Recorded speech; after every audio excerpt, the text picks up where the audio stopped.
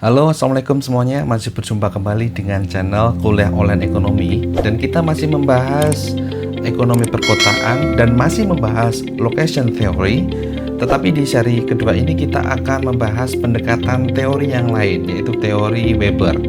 Kalau von Thunen di video sebelumnya membahas teori lokasi untuk pertanian, kalau Weber untuk industri atau pabrik. Oke, kita mulai pembahasan kita. Kita dari gambaran umum dulu apa itu teori lokasi dari Weber gitu ya. Seperti yang sebelumnya saya sampaikan, berbeda dengan von Thunen, di mana von Thunen ini membahas lokasi, teori lokasi untuk lahan pertanian.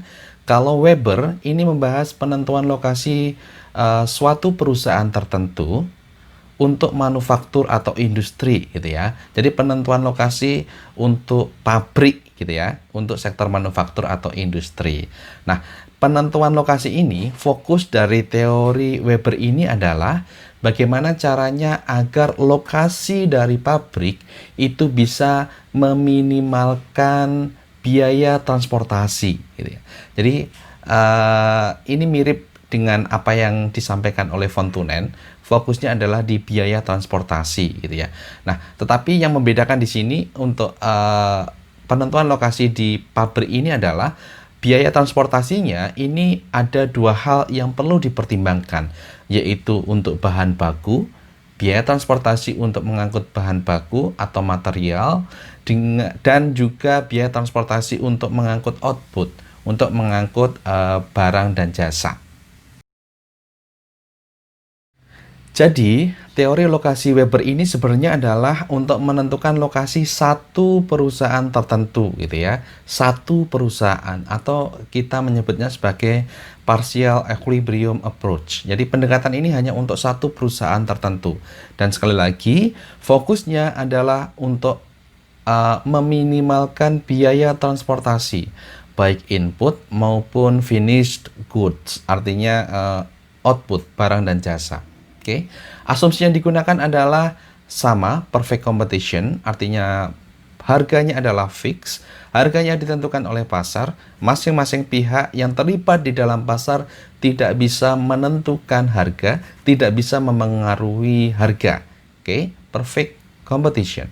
Kemudian yang kedua adalah no spatial variance, artinya keadaan labor, keadaan perekonomian, keadaan pemerintahan seperti tax dan sebagainya di lokasi yang berbeda ini adalah sama gitu ya. Tidak ada variance, tidak ada perbedaan yang signifikan. Oke, dari berbagai segi tadi gitu ya.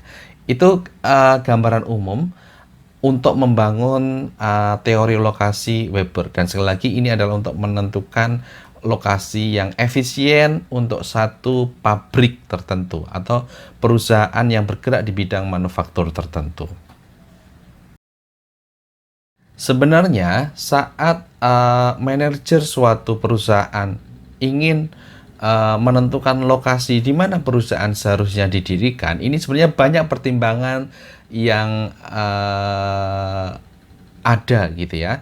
Jadi tidak hanya melulu biaya transportasi, walaupun sekali lagi nantinya fokus dari teori Weber adalah biaya transportasi, tetapi kita harus tahu sebenarnya apa sih faktor-faktor dalam menentukan lokasi suatu pabrik gitu ya, suatu perusahaan gitu ya. Oke, yang pertama adalah raw materials, artinya bahan baku. Oke, ini perlu dipertimbangkan. Bahan baku di sini adalah ketersediaan bahan baku, kemudian bagaimana mengangkutnya dan yang lain. Oke, jadi lokasi dari raw materials, bahan baku ini penting gitu ya untuk menentukan lokasi pabrik. Yang kedua adalah attributes of the finished goods, finished product. Ini berarti artinya adalah nanti hasilnya, produknya nanti seperti apa. Ini sebenarnya lebih ke di mana pasar dari produk barang dan jasa yang dihasilkan oleh pabrik itu. Itu juga perlu dipertimbangkan untuk menentukan lokasinya gitu ya. Kemudian yang ketiga adalah transport cost. Nah, kalau kita bicara transport cost berarti kita transport untuk transport untuk raw materials dan transport untuk finished product atau finished goods gitu ya. Jadi nanti kita akan ada dua jenis perusahaan gitu ya. berdasarkan faktor tadi, faktor 1, 2, dan 3 tadi. Karena ini masih terkait gitu ya, raw materials, finished goods, dan transport cost. Ada perusahaan yang sifatnya adalah market oriented. Ini artinya adalah dia lokasinya itu cenderung ada di dekat pasar. Oke, di dekat konsumen. Oke. Dan ada raw material oriented firm. Ini artinya perusahaan ini lokasinya itu di dekat raw materials gitu ya. Karena biasanya lokasi antara raw materials dengan pasar ini berbeda. Lokasi di mana bahan baku itu berada dengan di mana barang itu nanti akan dipasarkan itu akan berbeda. Jadi ada dua jenis perusahaan tadi, market oriented dan raw material oriented firm. Oke. Kemudian faktor penentu lokasi pabrik atau perusahaan lainnya adalah faktor produksi. Oke. Ketersediaan labor, capital, land, itu juga perlu dipertimbangkan oleh perusahaan. Yang kelima adalah economies of scale, skala ekonomi gitu ya. Kita sudah bicara aglomerasi. Oke. Kalau mereka berkumpul akan meminimalkan biaya.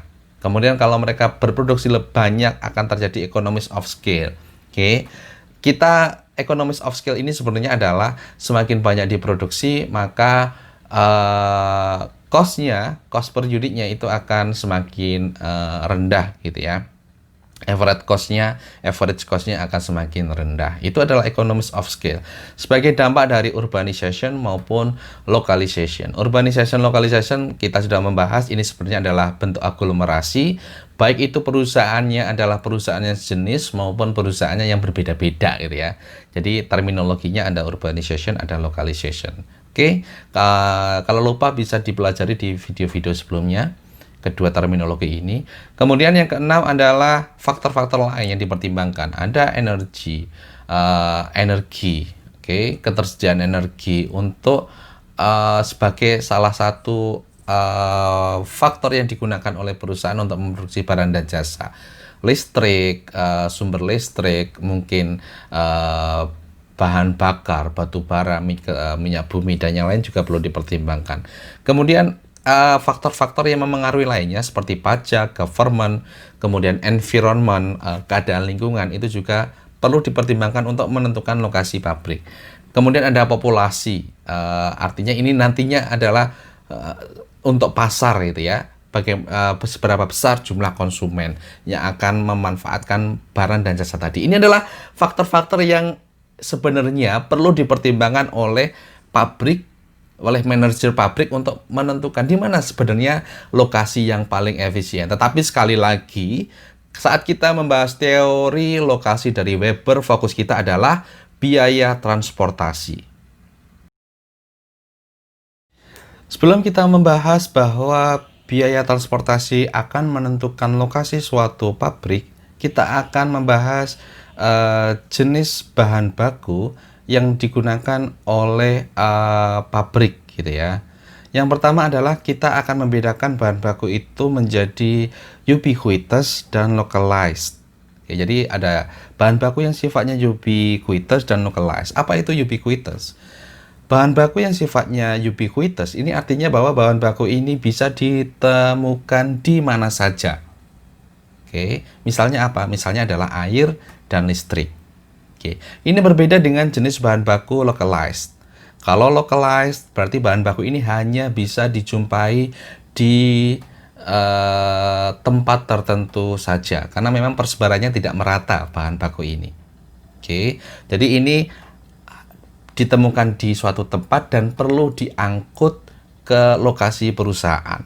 Kalau ubiquitous, di lokasi perusahaan itu sudah ada bahan baku ini gitu ya. Tadi yang bisa ditemukan di mana saja tadi ubiquitous tadi misalnya air dan listrik gitu ya. Nah, itu perbedaannya. Ada jenis bahan baku sifatnya ubiquitous dan ada yang localized. Oke. Kemudian ada kita juga bisa membedakan jenis bahan baku sifatnya menjadi pure dan gross. Kalau pure ini berarti bahan baku tersebut tidak mengalami pengurangan berat saat melewati proses produksi. Oke, jadi tidak ada pengurangan bahan tadi, pengurangan berat.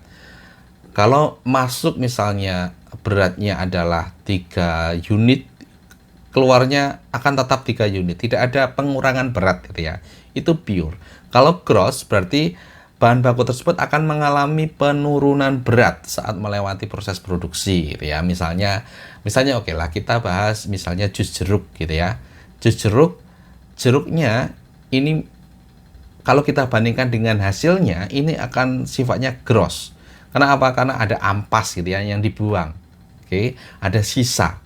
Oke, jeruk yang sudah diperas tadi ada sisa, jadi mengalami penurunan berat, itulah gross gitu ya. Jadi sekali lagi, jenis bahan baku ada pure, ada gross. Pure berarti bahan baku tadi setelah masuk proses produksi beratnya tidak berubah, oke, tidak berkurang secara signifikan.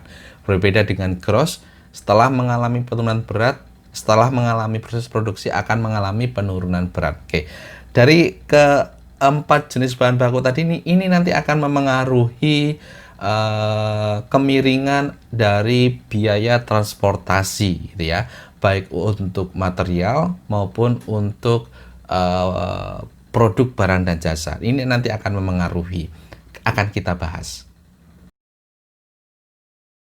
Dan ini yang perlu diingat bahwa total biaya transportasi, oke, jadi ada perusahaan ini biaya transportasinya adalah akumulasi dari biaya transportasi dari material nomor 1 ditambah dengan biaya transportasi dari produk. Oke, saat barang itu diproduksi akan didelivery, dikirim ke konsumen di pasar gitu. Jadi ini adalah transport cost of product. Sekali lagi, total transport cost ini nanti di grafis kita simbolkan sebagai angka 3 ya. Angka 3 sekali lagi ini adalah total transport cost. Ini sama dengan transport cost of materials dari bahan baku nomor 1 ditambah transport cost of product dari produk barang dan jasa. Kayak gitu ya. Jadi total transportasi cost-nya ini akumulasi dari 2 jenis biaya transportasi ini. Oke, sekarang kita akan menganalisis bagaimana teori Weber itu akan menentukan lokasi perusahaan yang efisien dengan fokus sekali lagi adalah minimalisasi biaya transportasi. Oke, kasus pertama adalah localized gross input. Oke, ini ada 2 sifat input yang digunakan, localized dan gross. Localized berarti perusahaan menggunakan bahan baku yang hanya ada pada tempat tertentu saja. Oke, dan gross berarti dalam proses produksinya itu akan mengalami pengurangan berat.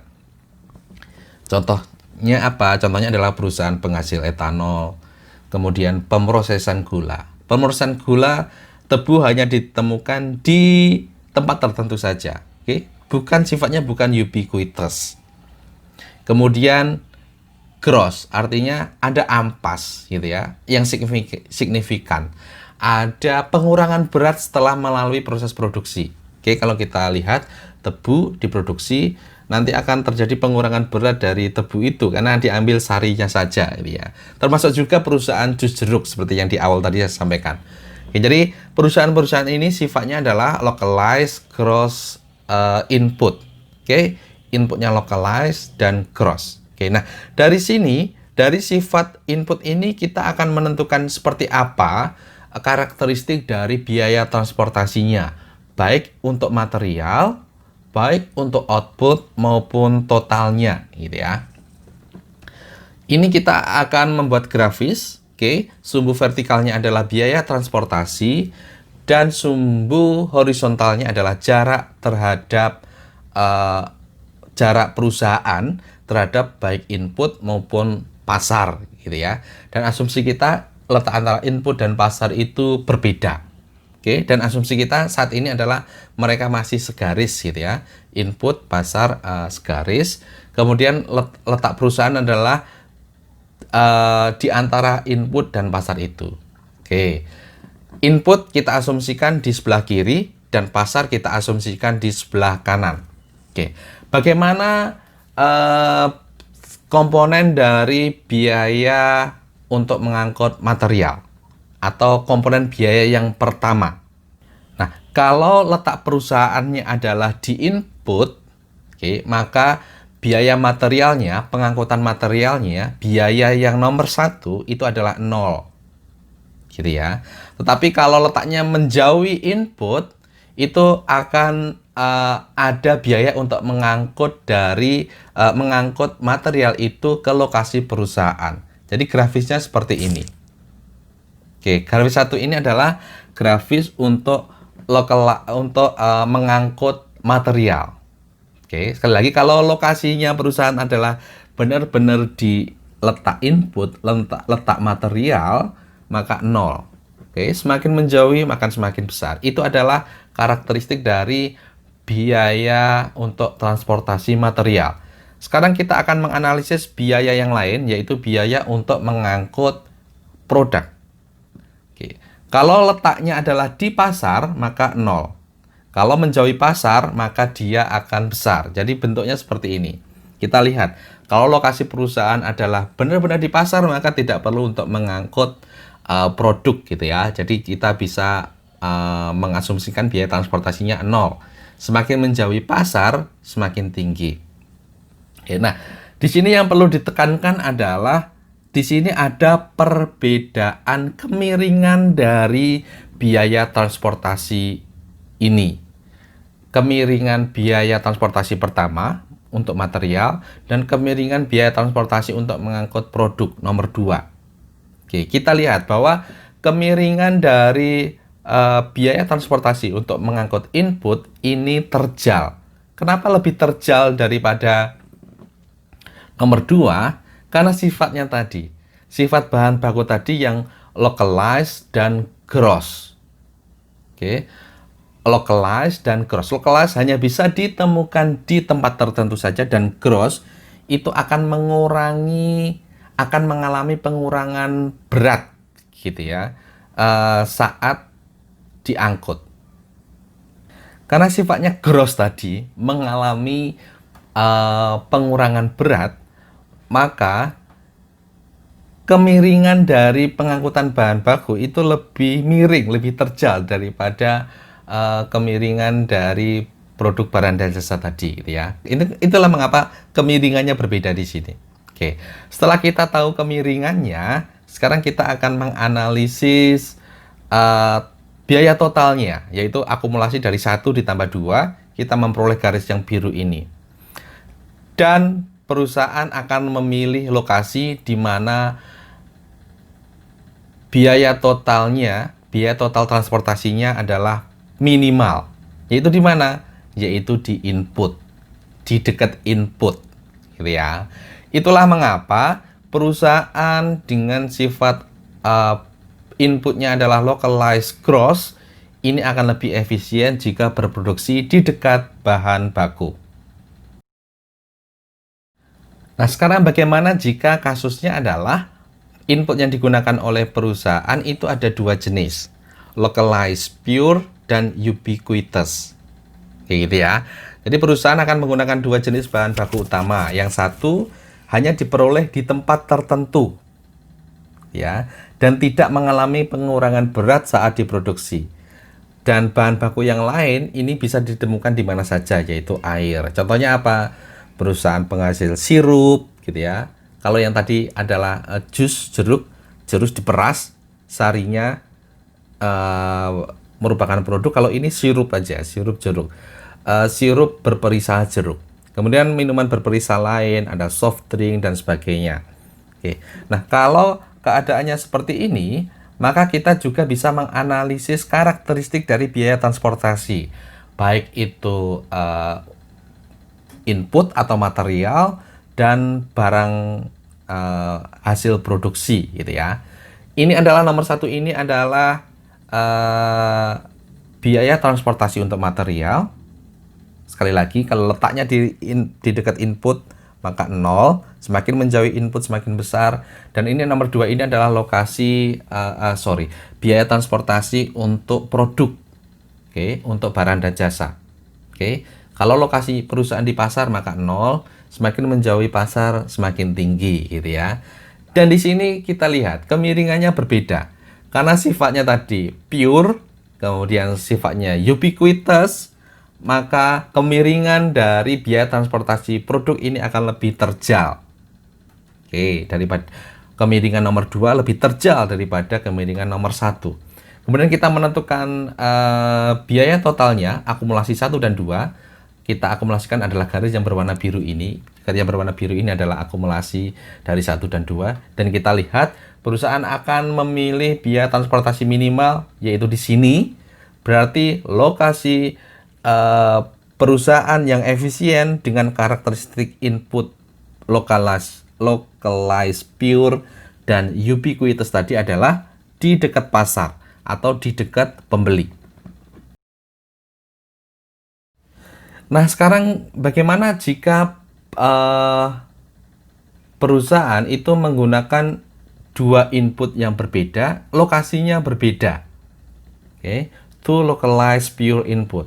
Oke, dua jenis input sifatnya localized, tetapi lokasinya berbeda, gitu ya. Dan pure, gitu ya, tanpa mengalami pengurangan berat. Oke, nah kalau seperti ini, misalnya nih perusahaan perlu 1 ton input, input 1, kemudian 1 ton input 2, karena pure produksinya adalah 2 ton, gitu ya. Kemudian jarak input pertama ke pasar adalah 3 mil, dan begitu pula input kedua ke pasar 3 mil, tetapi letaknya berseberangan, gitu ya.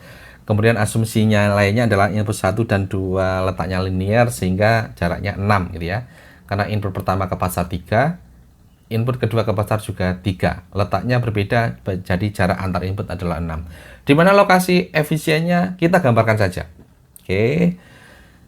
Oke, jadi input 1 di sini, pasar di tengah, input kedua di sana dengan jarak tadi masing-masing adalah 3 mil, ya. Nah, ini adalah garis biaya transportasi input pertama. Ini adalah garis biaya transportasi input kedua, gitu ya. Dan ini adalah biaya transportasi dari produk, gitu ya, baik ke arah kiri maupun ke arah kanan, gitu ya. Oke, kemudian baru kita akumulasikan. Oke, biaya input 1, input 2 ditambah biaya untuk transportasi produk.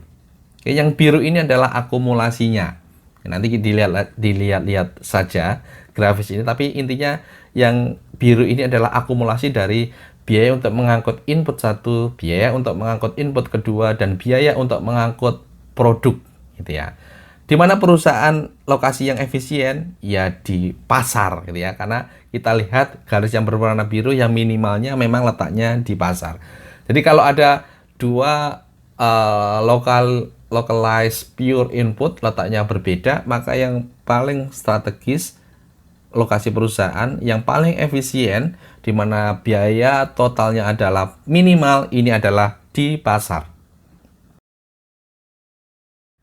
Oke, di pembahasan sebelumnya adalah kita ada dua jenis input, kemudian ada satu pasar, tapi mereka letaknya linear. Ini sebenarnya kan adalah menyederhanakan fenomena yang biasa terjadi di realita, gitu ya. Kalau di realita sebenarnya mungkin saja perusahaan menggunakan dua jenis input yang berbeda, tetapi letak dari input-input itu dan pasar itu tidak segaris, gitu ya, tidak segaris, berbeda, gitu ya. Nah, sebenarnya apa yang analisis yang dilakukan jika letaknya berbeda? Kalau analisis yang tadi mungkin agak tidak bisa diterapkan di kasus ini, gitu ya. Kalau letaknya tidak segaris, maka menurut Weber, perusahaan itu perlu menghitung gaya tarik dari masing-masing input dan pasar, kemudian menentukan titik keseimbangannya. Misalnya seperti ini. Yang lingkaran berwarna biru adalah letak pasar, I1 adalah input 1, I2 adalah input 2. Agar minimal, biaya transportasi minimal masing-masing dari komponen ini akan menarik lebih dekat ke mereka, gitu ya. Nah, resultan gaya tarik tadi, gitu ya, yang menghasilkan titik keseimbangan itulah letak efisien dari perusahaan. Oke, jadi letak efisien perusahaan misalnya di sini adalah di titik P, gitu ya. Intinya adalah sebenarnya adalah sekali lagi, tapi prinsipnya sekali lagi ini semuanya adalah bagaimana menentukan lokasi perusahaan hingga biaya total transportasinya itu adalah minimal. Ada pendekatan lain untuk menentukan lokasi sebuah perusahaan dengan input dan pasar yang tidak segaris. Kita bisa menggunakan pendekatan isotim dan isodapen. Isotim ini adalah garis yang menunjukkan biaya transportasi dari atau menuju titik-titik dalam garis tersebut adalah sama. Jadi biaya transportasi dari dan menuju titik tersebut adalah sama. Itu adalah isotim. Kalau isodapen ini adalah garis yang menghubungkan titik-titik dengan biaya transportasi total yang sama. Oke. Itu perbedaan antara isotim dan isodapen. Sekali lagi, isotim ini adalah garis yang menunjukkan bahwa biaya transportasi dari dan ke titik tersebut itu adalah sama. Oke, ini isotim. Kalau isodapen ini garis yang menghubungkan titik-titik dengan biaya total transportasi yang sama. Oke, untuk perbedaannya agar lebih jelas, kita lihat secara grafis. Oke, misalnya kita ada input 1, I1, input 2, I2, dan M ini adalah pasar gitu ya. Berarti kita di sini ada 3 komponen biaya. Biaya angkut input 1, biaya angkut input 2, dan biaya angkut produk ke pasar. Gitu ya. Nah, di I1 misalnya, I1 isotim $2, ini artinya di garis lingkaran ini, garis lingkaran biru dengan angka 2 ini adalah garis di mana biaya transportasi dari titik I1 untuk mengangkut input 1 itu adalah sama, yaitu $2. Jadi perusahaan yang letaknya di sepanjang lingkaran biru 2 ini akan mempunyai biaya angkut input 1 $2. Jadi ini adalah isotim $2 terhadap input 1. Dan seterusnya, ada isotim $4 terhadap input 1 dan yang lain. Termasuk isotim market gitu ya. Misalnya yang di atas itu garis kuning 6, ini artinya adalah jika perusahaan letaknya di lingkaran kuning 6, ini berarti biaya angkut untuk produk ke pasar itu adalah $6. Oke, semuanya sama, isotim $6. Dan seterusnya gitu ya. Nah, dari sini kita bisa menentukan biaya total di suatu titik gitu ya. Misalnya di titik P. Di titik P berarti ini biaya angkut untuk mengangkut input 1 ini adalah $4. Untuk mengangkut input 2 adalah $4 juga. Dan untuk mengangkut output ke pasar itu adalah $10. Jadi totalnya adalah $18. Titik P inilah total biaya transportasinya adalah $18. Dan tidak hanya di titik P untuk nilainya nilai total biaya transportasinya $18. Ada titik-titik lain. Nah, titik-titik yang menghubungkan biaya transportasi totalnya sama itu adalah isodapen. Misalnya di gambar ini adalah isodapen. Oke, jadi sepanjang garis yang dihubungkan ini sama. Misalnya isodapen 40 berarti di titik-titik ini, lokasi-lokasi ini nantinya total biaya transportasinya adalah $40, $30, $24, $18, $15, dan sebagainya. Itu adalah isodapen. Nah, dari isodapen ini kita akan mempunyai analisis lain. Nah, analisisnya misalnya seperti ini. Jadi setelah dianalisis ternyata biaya transportasi terendah adalah di titik A. Di titik A ini misalnya adalah $13. Oke, jadi lokasi perusahaan adalah di titik A, gitu ya. Di titik dengan biaya transportasi terendah, misalnya $13. Nah, sekarang kita akan mengembangkan teori Weber. Kalau Weber kan kesimpulannya sampai di situ. Oke, letak perusahaan secara efisien adalah di titik A, karena biaya transportasi totalnya adalah terendah. Misalnya ada pertimbangan lain. Sekarang kita akan mengembangkan Weber. Ada pertimbangan lain, yaitu apa? Perbedaan upah. Oke, misalnya di A dan B, ini terjadi perbedaan upah di mana B itu lebih murah $17. Pertanyaannya adalah apakah efisien jika pindah dari A ke B? Kalau kita pindah ke B maka biaya total transportasinya juga akan berubah. Jawabannya adalah iya, akan lebih efisien. Kenapa efisien dan bisa pindah dari A ke B? Di A tadi biaya transportasinya adalah $13. Oke. Di B, biaya transportasi totalnya adalah lebih rendah dari 30 dan lebih tinggi dari 24. Misalnya anggap saja ini adalah 27 gitu ya.